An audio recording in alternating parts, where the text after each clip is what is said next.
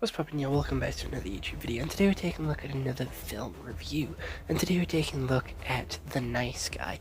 This is another Ryan Gosling movie, and you know what? Ryan Gosling is a little bit of a comfort actor, not gonna lie. He's funny, he's great. He plays Ken in Barbie. He also appears in Fall Guy, and he also appears in many other movies which I cannot name, and he's also in quite a few memes. There's that one where he stood on a bridge and a giant lady's next to him. If you do know the name of that movie, please do let me know down in the comments below, because that is a movie that I do want to watch and that I do want to review for you guys. So if you do know what that is, let me know in the comments below so I can get on that as quickly as possible. Because that actually does look like a cool ass movie. I just don't know what it's called. So please help me out, because I really want to watch it. I tried googling it and it didn't come up, so I need your guys' help. Other than that, without any further delay, let's take a look at what Google has to say. So, The Nice Guy is a 2016 comedy action movie which is 1 hour and 56 minutes, has a 7.4 out of 10 on IMDb, and 91% Rotten Tomatoes, and a 4.5 out of 5 on Amazon. You can watch this on Amazon Prime, like myself. You can also watch this on YouTube and Google Play.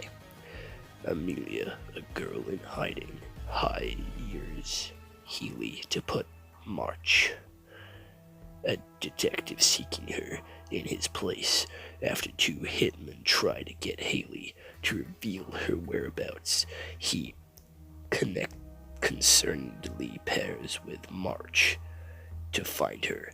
I fucked that up completely, I'm sorry. That's what Google has to say, but Google always lies. You should never take what Google has to say at face value. So let's take a little bit of a deep dive and quickly run through the story as it goes. So we're introduced to the main guy, and he sucker punches pedophiles. Pretty much, that's his job. He takes money from kids and beats up their stalkers and the people that are sort of following them and sort of interested in them, which is gross and weird. So technically he's doing a service, but it is still weird to take money off children, because where the fuck did the kids get money from? Anyway, continuing, he beats the shit out of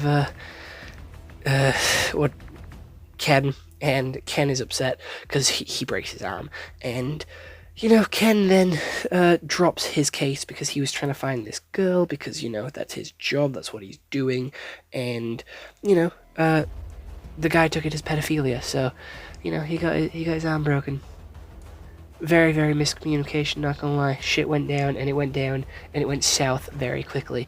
They end up teaming up because they both realize, oh shit, this girl's actually in danger, and you was actually right to be following her.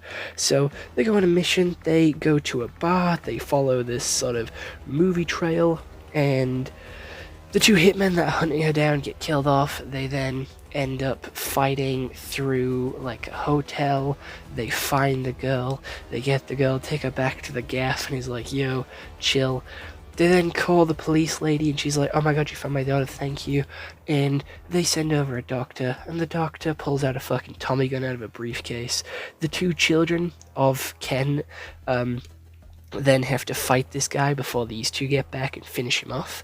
They then all go to a giant car show where the film that they're searching for is being played.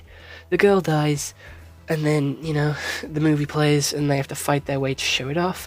The movie that they were fighting for ended up not being efficient evidence, and, you know, so they didn't get the car dealership got away with their crimes, and Ken and the other guy decided to open up their own business, and that's where the movie ends. I'm gonna be honest, story-wise, it wasn't that great, it wasn't that exciting, there wasn't that many twists and turns, it was kinda just boring for the story, but they made it good. The actors made the story way better than it was, because their comedic timing, their jokes, their delivery, just how they interacted with each other, that was what made the film good. Story, really fucking shit. It was also very confusing and felt dragged out. The story didn't need to be as long as it was, and it did feel quite predictable at points, and was just so long. It was so long. This movie could have been easily a good 20 minutes shorter if they decided to cut out some of the most unnecessary parts of the movie. However, the acting and the fights were really good. They were really well done. I thought it looked great. The fights were really interesting, well choreographed. Choreographed? Is that a real word? It's choreographed a real word.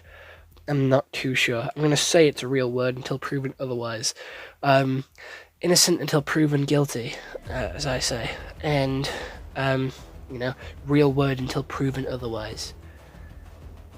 The costume design was pretty cool. This movie was set in like the 1980s. 1980s, I'm gonna say. It has the whole 1980s vibe. And these two are real good partners. These two, their delivery on their jokes is great. How, like, is it Ryan Gosling, that's his name, how he sort of presents himself and how he acts all the way throughout the film is so funny. He sets up the character so well at the start, and we see him grow throughout the movie and develop into being a better policeman, a better father, and being more responsible and taking more accountability for his actions, but also still having that little bit of goofy, quirky sort of jokiness about him that he had all the way through the movie. So he kept his best qualities and then changed his worst ones, so he overall became a better person throughout this journey. And there was quite a few moments where I was laughing and I was very much enjoying myself whilst watching this movie. One of the key moments which made me laugh was him sat on the toilet and struggling to cover himself. It did get awkward after a while, but it was funny to begin with. They did stretch it out for a while, which made it awkward, but that just made it even better. It just made the scene. And some jokes, you know, are prone to overstaying their welcome. I don't think any of the jokes in this movie did that. They were all like good one-liners. They were like one and done. There was a couple of recurring jokes, but they didn't overdo it. They did it just the right amount, so you got the picture and it didn't like lose its comedic value. Another one of the scenes which got me laughing was when they saw a fight and he pushed the button on the elevator to go back down. I thought that was a real good move. That was a very relatable move because that would be something that I'd do. If I got onto a floor, saw someone get kicked out of a window, saw someone get shot, I would push the button to go back down as well. I would not want to stay on that floor no matter what. I wouldn't even complain either. I would just sit there, take it and ignore what happened, blank it from my brain and forget all about it. You know what? This guy is relatable. I like this guy. I want this guy in horror movies because he's a real human. He's a real guy with real emotions, real feelings, and he fucking knows what's up. He is very relatable. I like this guy. Like, he's genuinely the most relatable movie character you will ever fucking see. Like, holy fucking shit. If someone's attacking you, he gives up. He fucking gives up. He throws his hands in the air and it's like, yep, that's fine. And when he will get a plan in his head and he'll go for it. Like, you know, he'll try and be the action hero from time to time, but you'll see that it doesn't work out. And you know what? That's realistic. That's realistic. His action hero stunts that he tries to do, you know, the ones that you see in the Marvel movies, the DC movies, the Mission Impossible movies, those aren't going to happen in real life. Those aren't going to work. So seeing him try them and fail makes this movie quite realistic, makes it funny, and very relatable. I like it. It's great. It's an amazing comedy movie. The action is great. It's a good balance between action and comedy. You have your really cool fight scenes, and you have your really sort of goofy moments. They don't have a good cop, bad cop situation going on either, which I feel like a lot of movies do tend to trope into. They're both, you know, good in their own ways.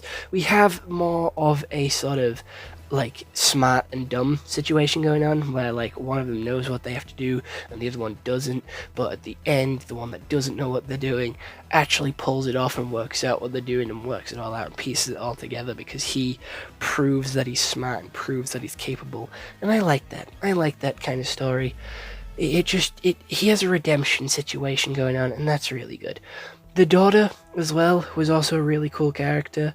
I feel like her sort of issues that she brought to the table of the house that she didn't like and the house getting destroyed and her old house and how much she missed it and her mum dying in the fire, those were just said and they didn't really have a payoff. They were just kind of put in there to make us feel sorry for the character, and there was nothing else to go with it. There was no like backup, there was no payoff, there was no sort of redemption, healing, no sort of getting through it. It was just kind of said, and I don't know, it felt kind of awkward because the way she said it was like, oh, this is where me and my mum used to read.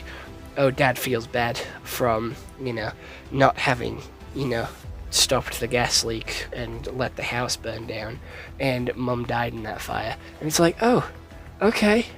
And then the guy just sort of like patted her on the head and walked off. Okay, little trauma girl, you have fun now. And he just fucked off. So it did kind of feel awkward and kind of just thrown in there. And again, it is one of those scenes which could be cut out, could be in the 20 minutes that you remove from this movie for it to feel a little bit nicer, a little bit smoother.